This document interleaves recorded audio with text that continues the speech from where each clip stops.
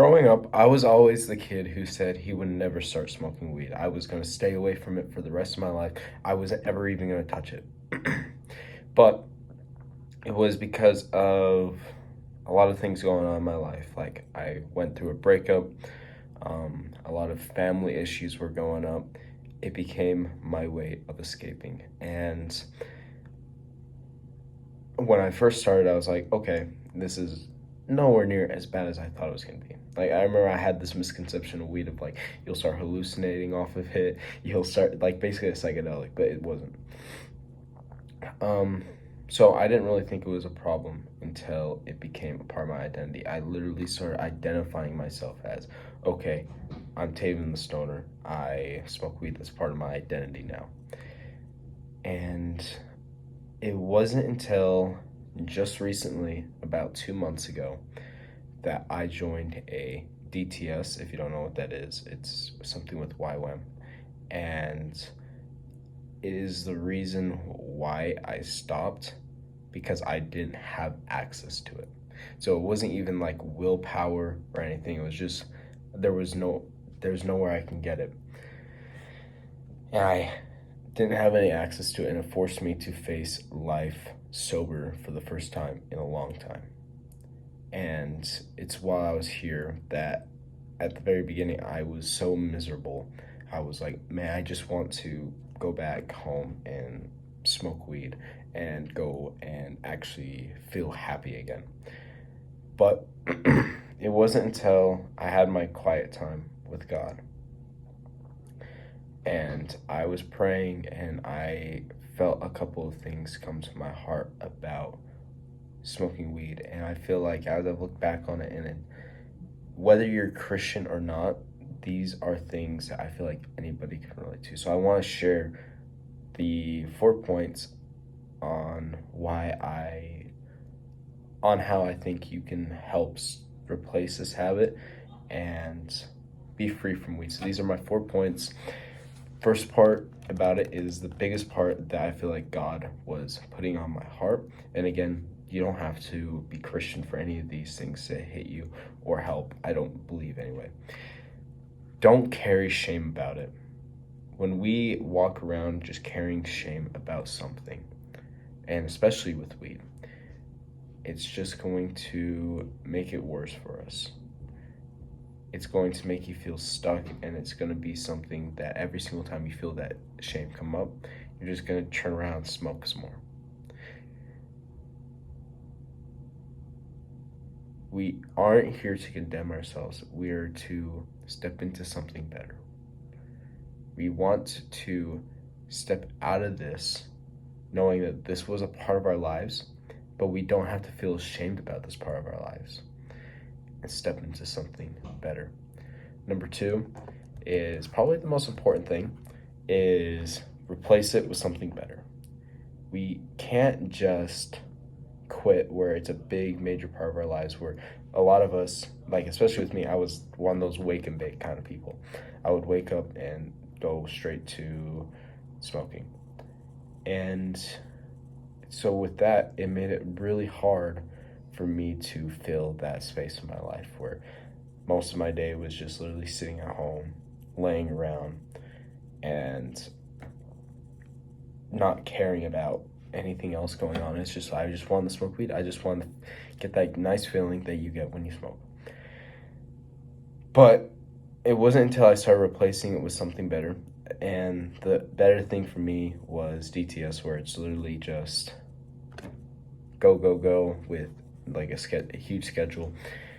But with me, there's a couple of new things, and some things I can recommend for you is, first of all, I would recommend running. Running could be like one of the best things for someone who's trying to quit smoking. As long as kind of, I guess you'd have to be kind of more healthier, and that's why I got some other things too.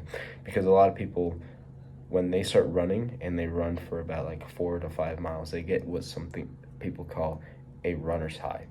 And when you're running, you start feeling like you can just keep on running for ages. I got into a period where I was running a lot, and when I got the runner's high, it was literally just, I want to keep going. I just want to keep going. I want to do 15 more miles. I want to do all these things. It made me feel better. Made me feel stronger.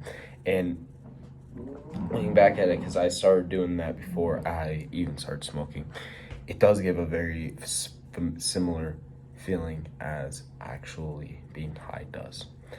And then second thing is I would recommend meditation or prayer, depending on if you're Christian or not. I still do both. I still really like doing meditation, and with meditation it's just like focusing on one nostrils breath. That's what I do. Choose one of your nostrils and you just focus on that breath, and each time your brain goes away from it, you bring your brain back, and it helps practice presence. And with presence, when you're present and you feel these emotions coming up about, oh, I want to start smoking, it's kind of the same with any addiction. You are able to take that thought and turn back into the present moments a lot easier than if you weren't. So I would say find something healthy to just replace that dopamine, because that is what smoking weed does. It hits your dopamine levels hard.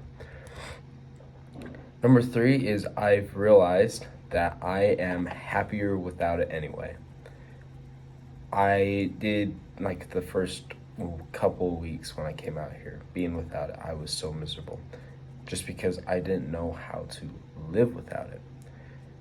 But it wasn't until like a couple weeks into it, or even just like right now, especially this past week, I just realized how much more grateful I am without it.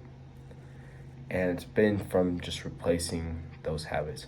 In fact, the 2 habits I started doing more to help with it is every single morning doing meditation, and then gratitude journaling. 2 of the best habits you can ever get into. It's best habits for your mental health, I feel like, other than like prayer. And I was doing that before, and yeah, prayer really does help. Prayer is amazing. But I want this channel also to be helpful to people who aren't necessarily with the same beliefs as me as well. So at first I just felt miserable, but then I noticed I was so much more clear, more motivated. I feel so much more motivated than I did before, and feel real joy instead of just numbness.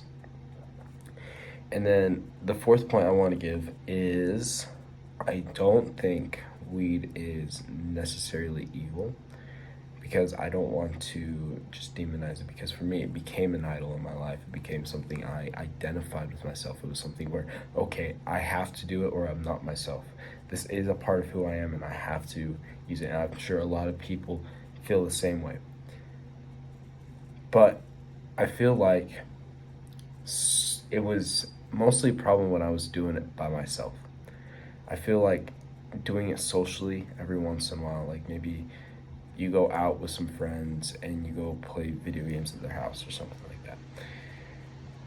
I'm not going to be one of those YouTubers just like, you must not play video games, you can't do any of that, because honestly, it's fun with friends. If you're socially active with people and you're playing video games with other people, I think that's awesome. I think that's amazing. And that's what I did. And maybe doing it, smoking every once in a while, where you're doing it with friends, and it's not just becoming a thing where you're just constantly frying your brain because of it. It's not necessarily destroying your life if you're doing it. It might even enhance your life. It might even make things better with friends. But if it owns you, if it becomes something where it's like you have to have it, or it's not where it's part of your identity, which is the same thing, which is what happened with me, then it owns you and you're not free from it, and that makes it a problem. So